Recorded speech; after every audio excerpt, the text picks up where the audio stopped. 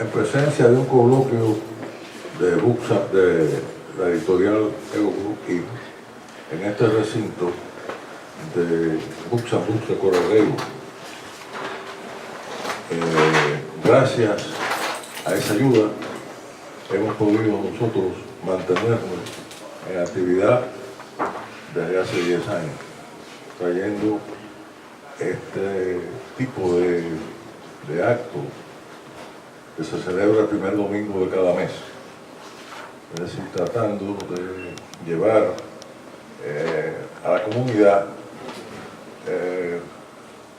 nuestra propia cultura y sobre todo para ser testigos de lo que estamos haciendo, lo que pasa en Miami en el aspecto cultural en este tiempo, mientras dura esta institución, ser como testigos de lo que hemos podido lograr, de lo que hemos podido alcanzar a través de la institución y ser reflejados por ella. Nuestro autor invitado, Juan B. Benemérez, cubano, manzanillero de nacimiento, diplomático, es autor de más de 30 libros de temáticas diversas, especialmente temas políticos, socioeconómicos y de crítica del pensamiento tradicional y de las más novedosos intentos de explicar el universo, incluyendo la vida humana. Que el universo existe es verdad irrefutable. Como también que al existir el hombre, su mente humana trata de explicarlo. ¿Qué nos dice Benemérez al respecto?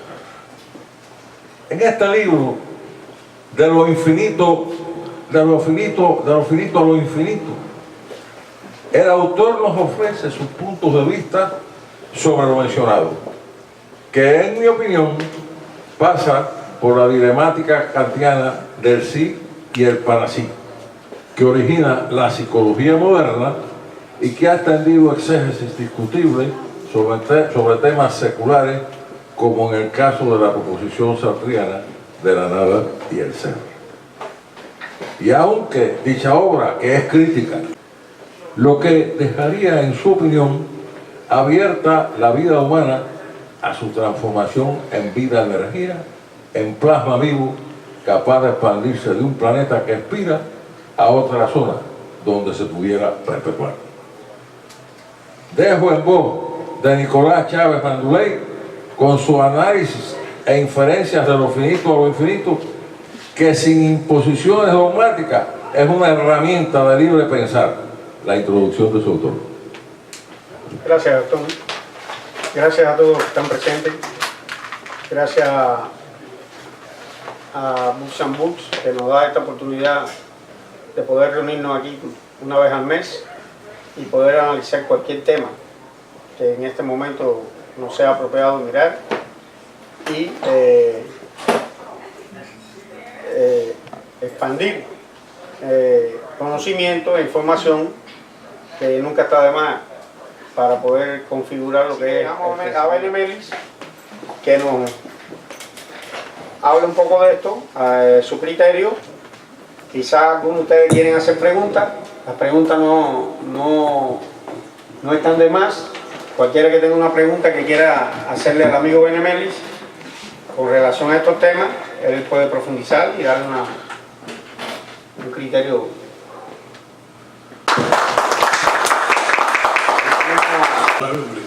Buenas tardes y gracias a todos por venir a oír.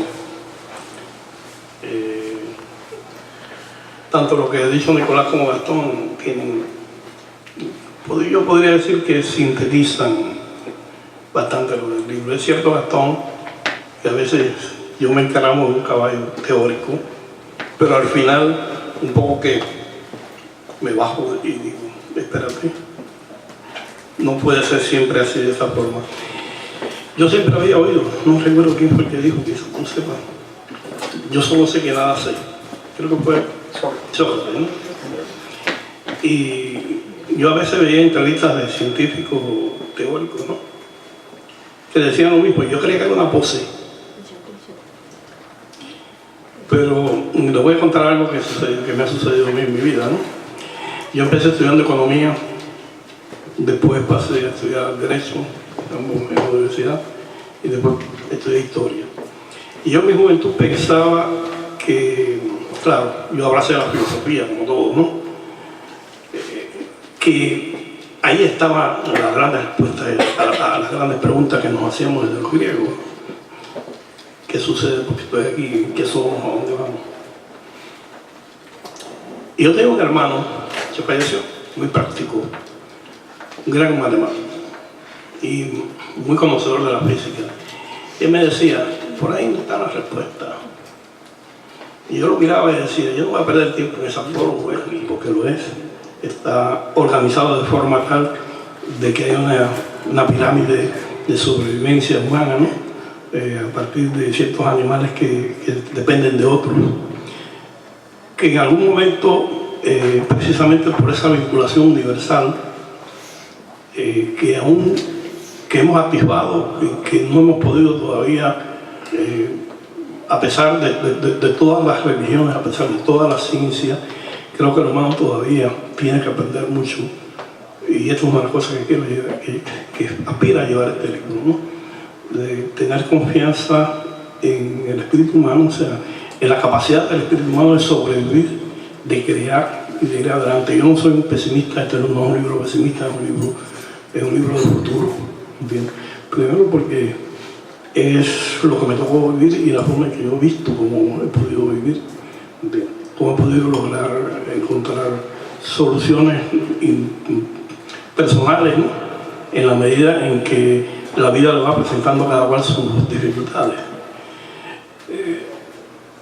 En términos de ciencia, en términos de filosofía, en términos de ciencias sociales, humanidades, yo puedo decir de que nunca hemos logrado un consenso, ¿no? Incluso, por eso decía, bueno, lo que uno adquiere en los estudios universitarios es solamente una metodología para la vida. Bien. A veces la vida te lleva a ciertos momentos crueles y de ahí surge la creación, ¿no es cierto? Y eso te sucedió a ti. ¿Entiendes? Y es así, el humano tiene algo adentro que no lo tienen los restos de los animales. Y es por algo, por alguna razón. No lo planteo tan categóricamente que ya tenemos en las manos la solución ni científica ni religiosa. Pienso que es un proceso que nos va a ir llevando. Como tenía el siglo XIX, el ciudadano del siglo XIX pensaba que todo era perfecto y que ya se había llegado al punto máximo. No es así, ¿entiendes? Pero bueno, yo quiero dejar abierto el micrófono para las preguntas.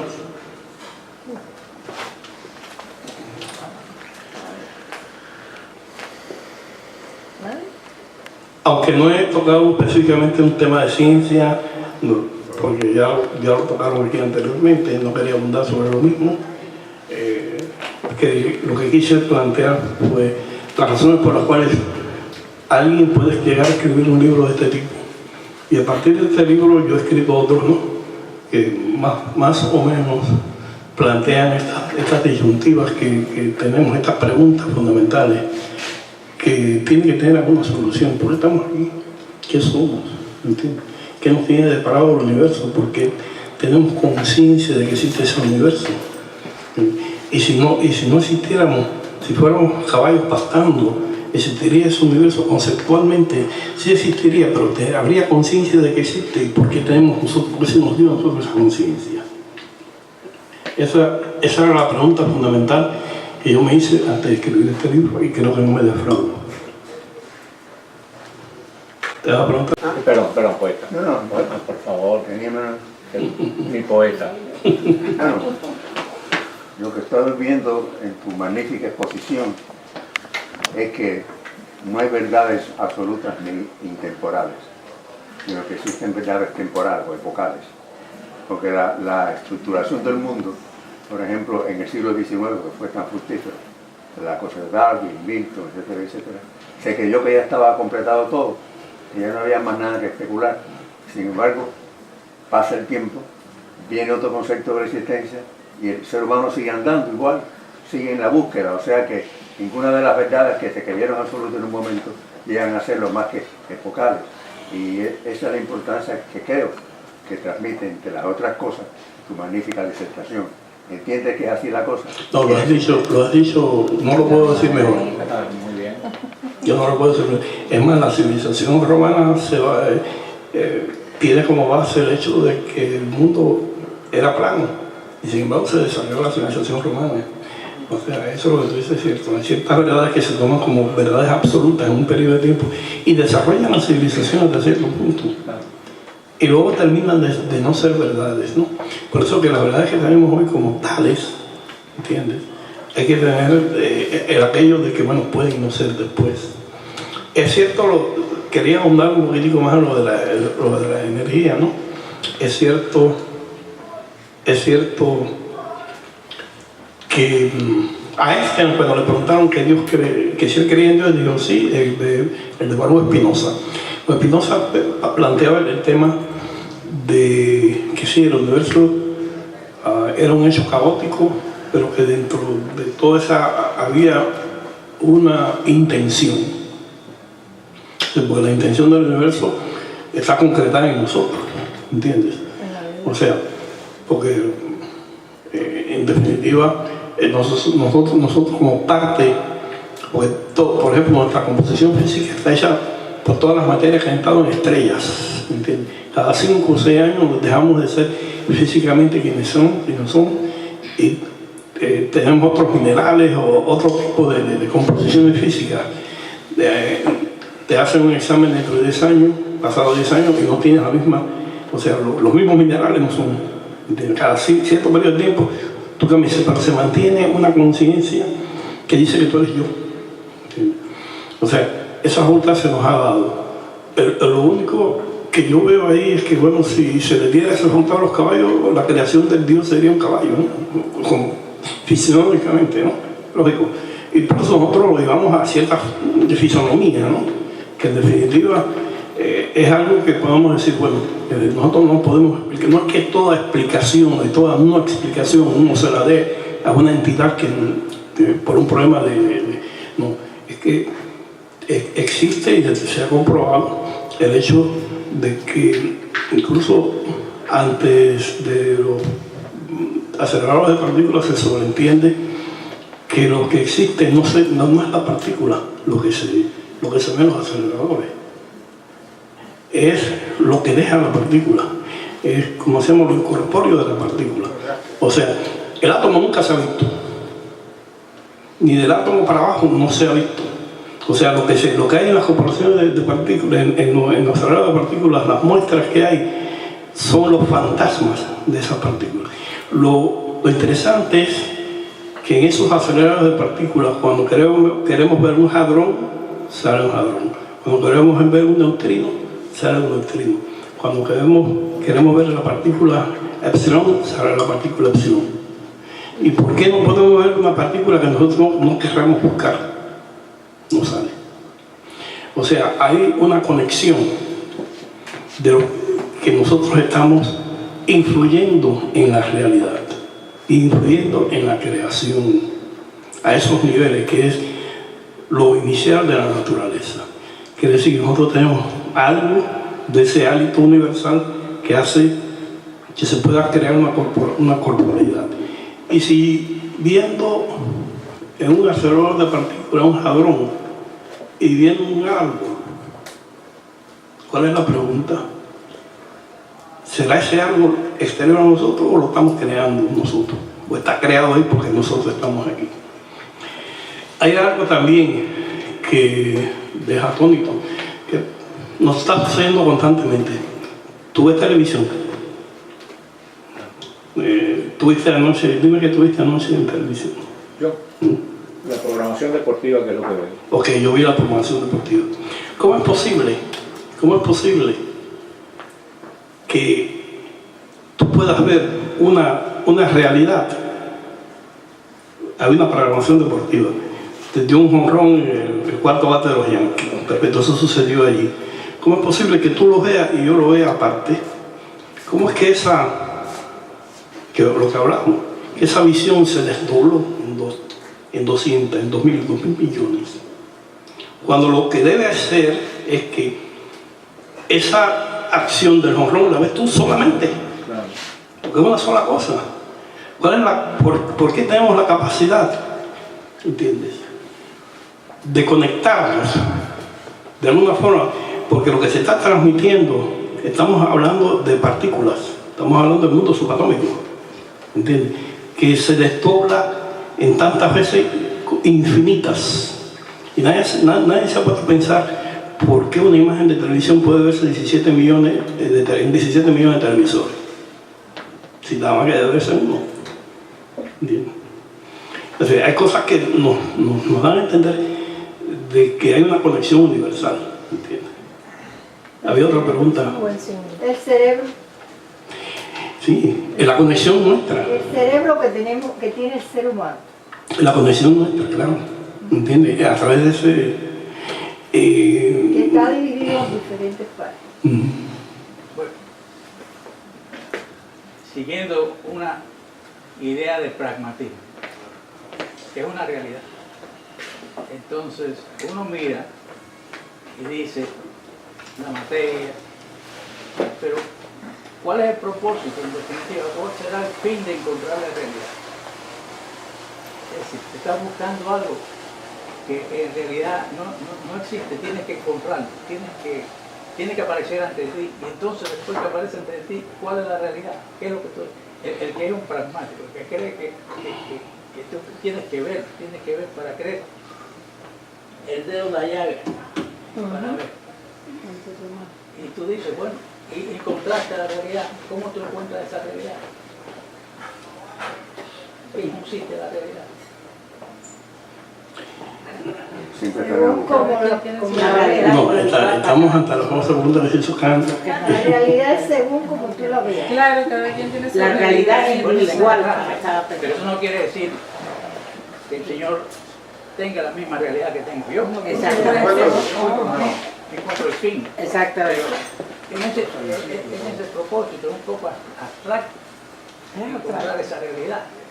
No, Y que sea pareja para todo el mundo. claro, yo creo que ahí está el error. Es una pregunta fundamental, porque esa es la obsesión de, incluso en las cuevas prehistóricas, ¿no?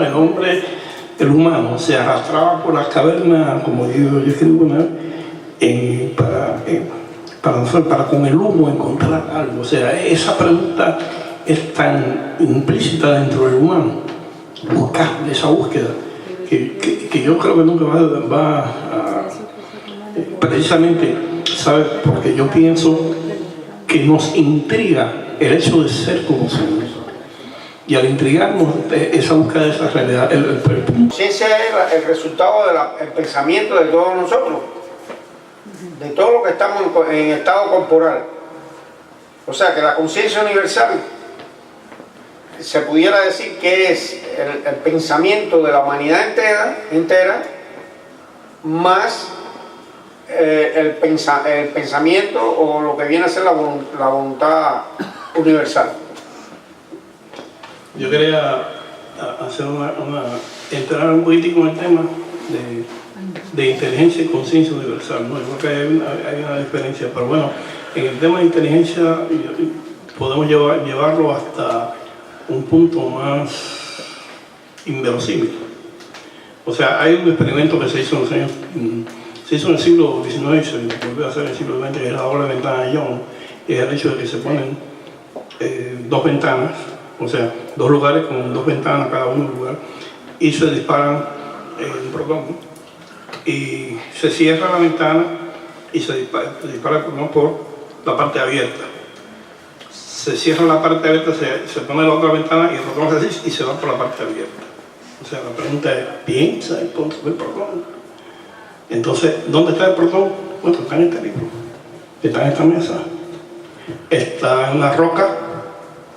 Entonces, la pregunta es, nada más que facultad humana la capacidad de inteligencia, no de la concepción universal. Ahí yo pienso que es prerrogativa hasta ahora de los humanos, ¿no? La capacidad de tener esa conciencia del universo. En fin. Y es ahí la diferencia que yo me refería. Pero llevando a este caso de inteligencia, bueno, es que los corpúsculos que están contenidos en el cuerpo humano tienen conocimiento. ¿Entiendes? O sea, nosotros tenemos, y además se mueven en 11, 12, 15, 20, 30 dimensiones, ¿no? Dimensiones disímiles. Lo que nos lleva a otras teorías, ¿no? Mundos paralelos, en fin, eso es otro tema. Tengo una última pregunta, si es posible. Cortica. Tengo una pregunta cortica. Y ya se cambia a otro aspecto. Nosotros hemos estado trabajando en cierta publicidad de tus cosas y hay un consenso en decir que tú eres historiador, que eres poeta, que eres... y entonces el otro día a mí me hicieron la pregunta, porque parece que eso es una pregunta que está en el ambiente, de que si tú eras filósofo. Y yo te pregunto, ¿tú te consideras filósofo? ¿Tú tienes un libro de filosofía? Sí, yo tengo 3 libros de filosofía. Y estoy escribiendo otro ahora que es más clásico, ¿no? Sobre los temas filosóficos desde los griegos, no, desde los antiguos egipcios, que no se consideran filósofos, pero no, hay filosofía, ¿no? Porque la filosofía eso es otra cosa, no aparece de pronto la civilización ni la agricultura, ni eso es otro de los grandes misterios de la humanidad. La pregunta es ¿qué es lo que es un filósofo? Y de acuerdo con esa pregunta yo te puedo contestar, ¿no? O alguien que se cuestiona, ¿qué se cuestiona esa persona? ¿Entiendes? ¿Qué niveles de cuestionamiento de la civilización, del humano, de lo que somos, del hecho espiritual, en fin. Todo eso yo creo que eso nos intriga a todos nosotros, ¿no? O sea, el hecho de que alguien ya se dedique y publique es algo que está implícito no solamente en esa persona, está implícito en todos nosotros. Nos cuestionamos, alguien preguntaba aquí algo en ese sentido. Sí, desde que empezamos a cuestionar lo que es la vida y qué es lo que es la muerte, porque es un gran cuestionamiento que nos hacemos siempre. O sea, yo me recuerdo cuando yo tenía como 14, 15 años empecé a pensar sobre la muerte, ¿no? Y decir, ¿cómo es posible que vamos a morir? ¿Entiendes? Y ahí de todas esas grandes preguntas vienen tus consideraciones y cómo tú encauzas todo eso. Si lo puedes encauzar en una obra, ¿entiendes? Una anécdota, Amelio. Porque es que yo estoy convencido que la gente como tú lo que es filósofo, ¿entiendes? Porque es capaz de abarcar todo el conocimiento. Hay una anécdota muy buena que en una oportunidad invitaron al filósofo Ortega y Gasset a un cortijo donde entrenan los toreros.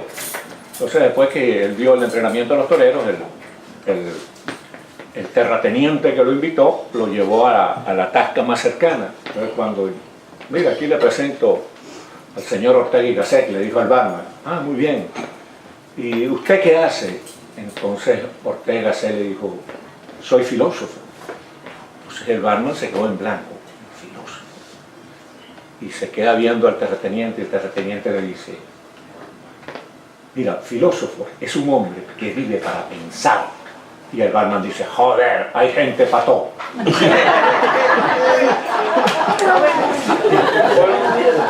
Bueno, muchísimas gracias a todos por su presencia y al señor Juan F. Benedetti por su brillante intervención.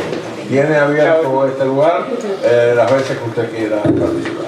Muchas gracias, Nicolás, por su ayuda.